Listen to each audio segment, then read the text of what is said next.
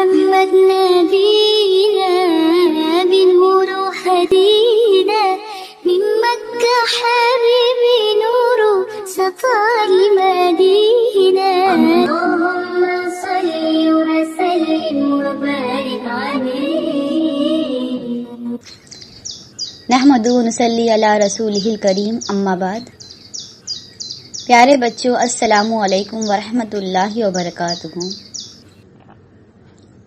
اب تک ہم نے حضرت عمر رضی اللہ تعالی عنہ کے بارے میں سنا کہ انہوں نے کیسے اسلام قبول کیا، کتنی ان کے اندر ہمت اور بہادری تھی۔ پیارے بچوں، اکثر و بیشتر ایسا ہوتا کہ حضرت عمر رضی اللہ تعالی عنہ کسی چیز کو پسند فرماتے ہیں یا کوئی چیز اللہ کے رسول سے ذکر کرتے ہیں کہ اللہ کے رسول سے ایسا ہونا چاہیے، یہ چیز بہتر ہے، اور اللہ تبارک تعالیٰ ان کے حساب سے وہ طے کر لیتا۔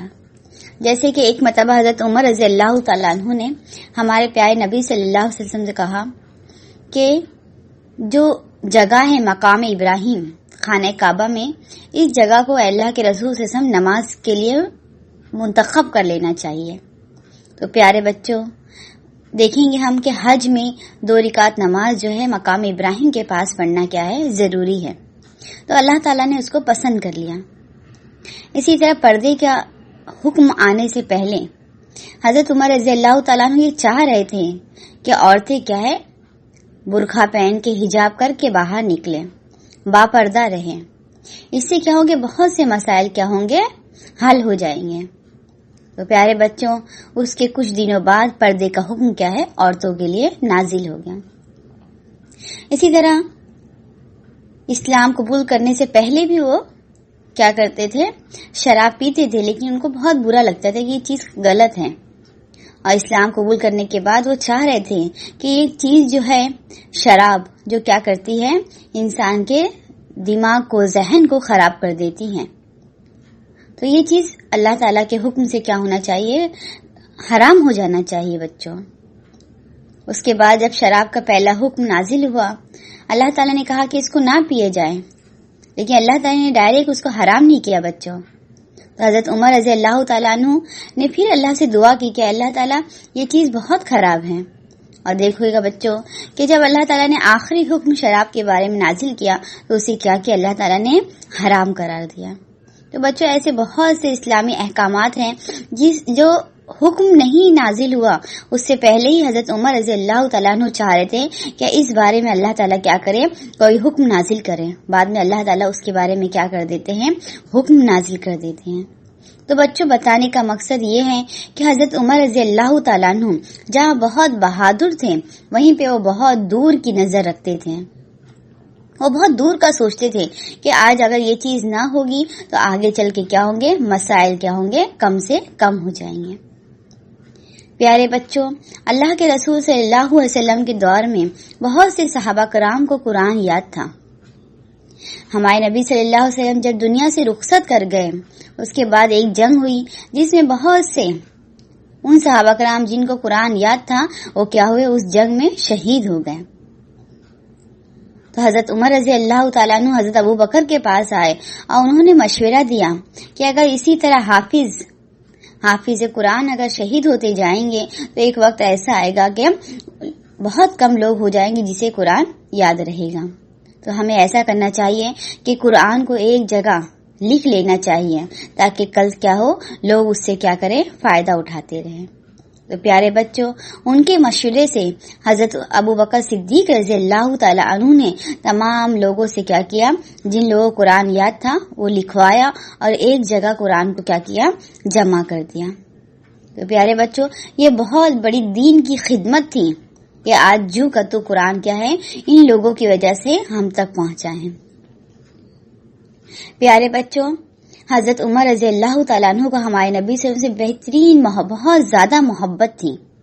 ان کی محبت کا یہ عالم تھا کہ جب وہ خلیفہ بنائے گئے تو ایک چیز ہوتی تھی اس دور میں کہ جب جنگ جہاد ہوگا تو اس میں جو مال غنیمت حاصل ہوگا تو اس میں سے کیا ہوں گے، حصے لگائے جائیں گے۔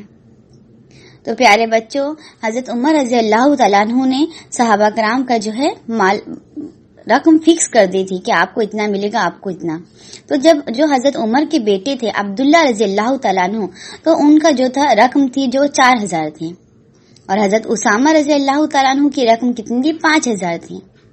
تو ایک مرتبہ ان کے بیٹے عبداللہ نے کہا کہ ابا، جنگ میں بھی اسی طرح لڑتا ہوں جیسا کہ اسامہ لڑتا ہے، تو کیوں مجھے کم پیسہ دیتے ہیں اور اسامہ کو کیوں زیادہ دیتے ہیں؟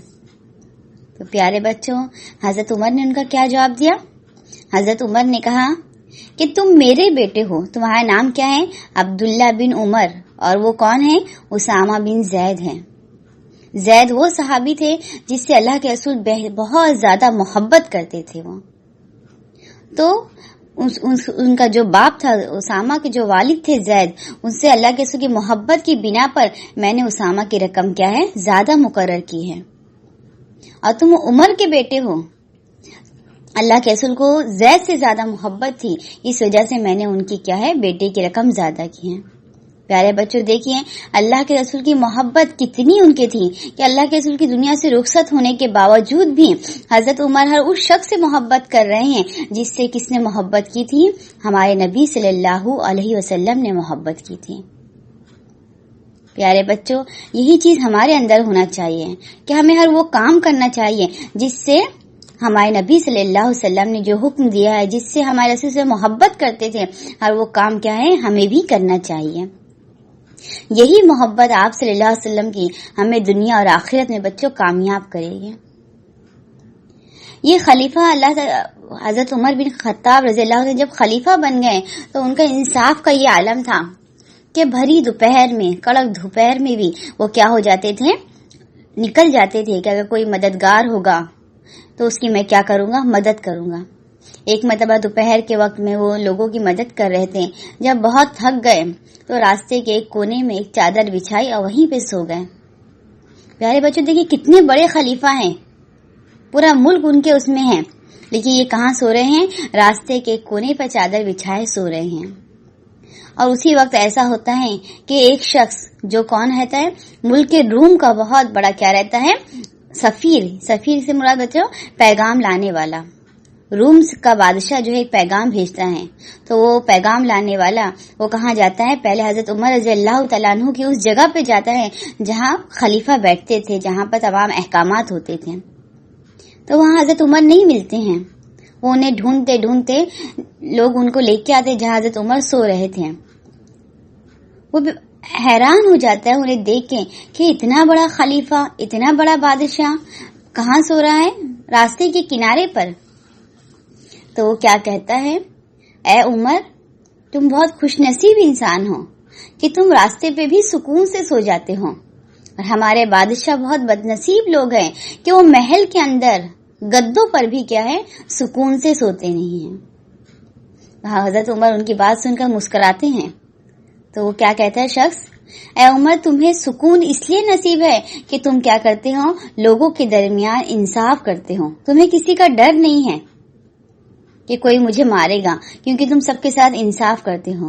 اور ہمارے بادشاہوں کو لوگوں کا ڈر ہے کہ وہ کسی کے ساتھ انصاف نہیں کرتے ہیں، تو انہیں ڈر ہوتا ہے کہ اگر وہ تنہا نکل جائے تو جن کے ساتھ بے انصافی ہو رہی ہے اسے کیا کریں گے؟ مار ڈالیں گے. تو تمہارا یہ انصاف تمہیں کیا کر دیتا ہے؟ پرسکون رکھتا ہے. پیارے بچوں، یہ وہ شخص کہہ رہا ہے جو اسلام کو نہیں جانتا ہے، اسلام کو نہیں مانتا ہے، لیکن وہ حضرت عمر رضی اللہ تعالیٰ عنہ کے انصاف سے اتنا خوش ہے کہ وہ یہ الفاظ کیا کہہ رہا ہے؟ ان کے لیے کہہ رہا ہے.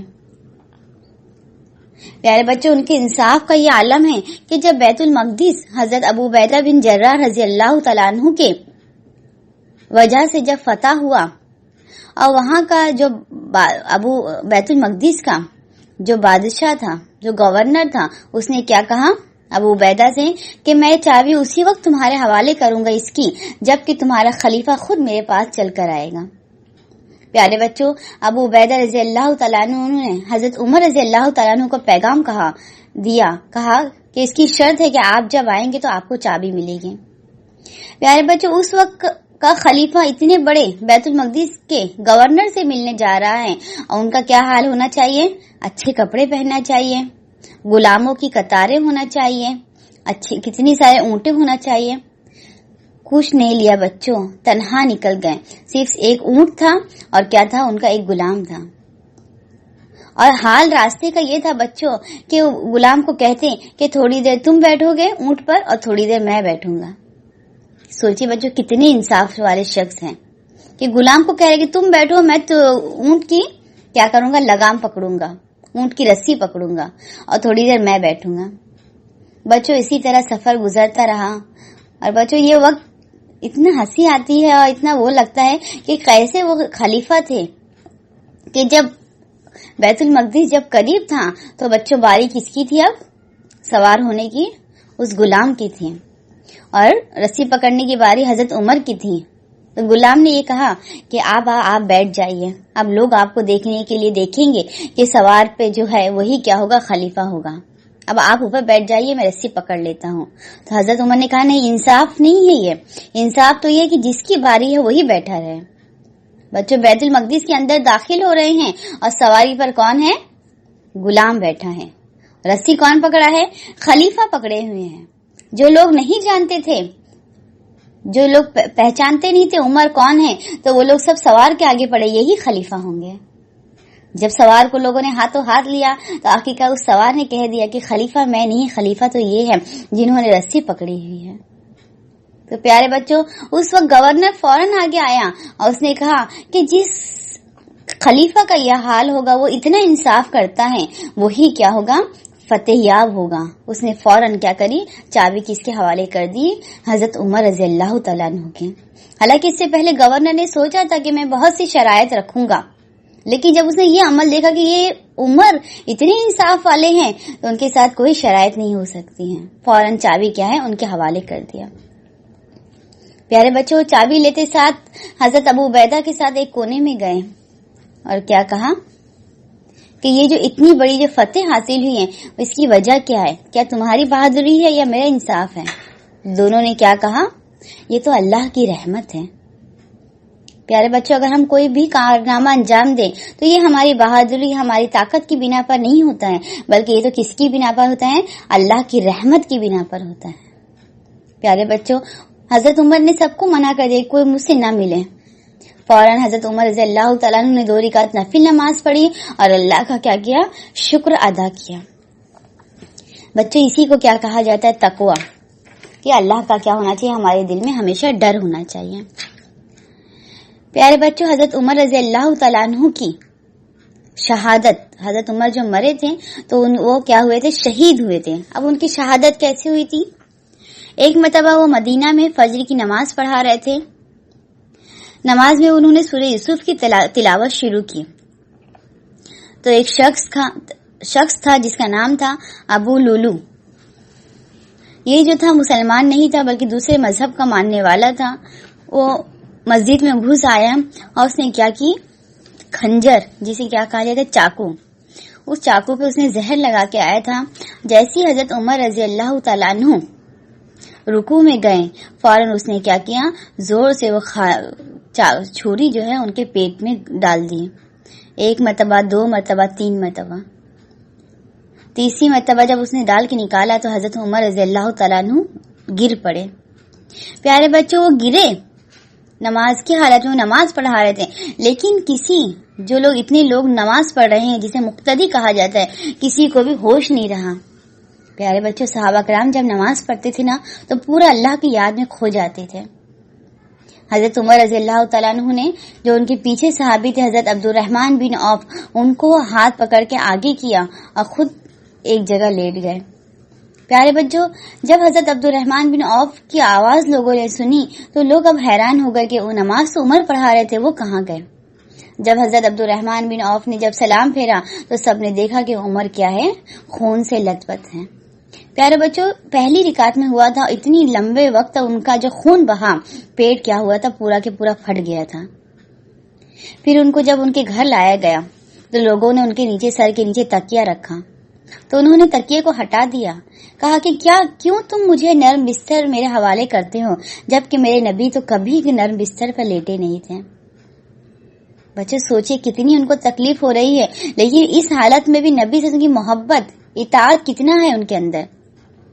پھر لوگوں نے انہیں سب سے پہلے شربت پلایا کہ کچھ تو منہ میں جائیں، لیکن جیسی بچوں ان کے منہ میں شربت ڈالا گیا تو پیٹ اتنا پھٹا ہوا تھا، اتنا کہ پورے پیٹ کے راستے سے کیا ہو گیا، وہ باہر آ گیا۔ پھر اس کے بعد دودھ پلایا گیا تو دودھ بھی باہر آ گیا۔ اب حضرت عمر رضی اللہ تعالیٰ کی حالت بہت خراب ہوتی جا رہی تھی، تو انہوں نے لوگوں سے پوچھا کہ مجھے موت میری بہت قریب ہے، میرے مرنے کے بعد مجھے تم کہاں دفناؤ گے؟ تو انہوں نے کہا کہ میری یہ خواہش ہے کہ مجھے میرے نبی کے پڑوس میں کیا ہے، دفنایا جائے۔ پیارے بچوں، ہم نے سیرت صحابہ میں سنا ہے نا کہ اللہ کے رسول صلی اللہ علیہ وسلم کہاں دفن تھے؟ حضرت عائشہ کے کمرے میں، حجرے میں۔ اور ابو بکر صدیق کی سیرت میں بھی ہم نے سنا ہے کہ اللہ کے رسول کے بعد بازو میں کون ہے؟ ابو بکر صدیق۔ اب حضرت عمر کی یہ خواہش ہے کہ ان کے ایک پڑوس میں میں ہو جاؤں۔ دنیا میں تو اللہ کے رسول کا ساتھ تھا، مرنے کے بعد بھی ان کے ساتھ میں رہوں۔ تو ان کے بیٹے حضرت عبداللہ نے کہا جا کے حضرت عائشہ سے کہ میرے والد کی یہ خواہش ہے۔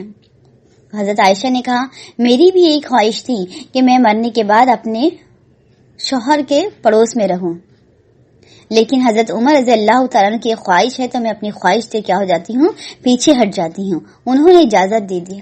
ان کا بیٹا خوشی خوشی آیا اور انہوں نے عمر کو اپنے والد کو بتایا۔ تو پیارے بچوں، حضرت عمر اتنے انصاف والے تھے کہ اس وقت انہوں نے کہا کہ میرے مرنے کے بعد ایک مرتبہ پھر پوچھنا عائشہ سے کہ کہیں ایسا تو نہ ہو کہ آج میں خلیفہ ہوں تو میری اتباع کی، میری پیروی کی وجہ سے یا میرے ڈر کی وجہ سے عائشہ نے ایسا کہہ دیا ہوں۔ جب میں مر جاؤں ایک مرتبہ پھر ان سے اجازت لے لینا۔ اس کو کہا جاتا ہے انصاف والا شخص۔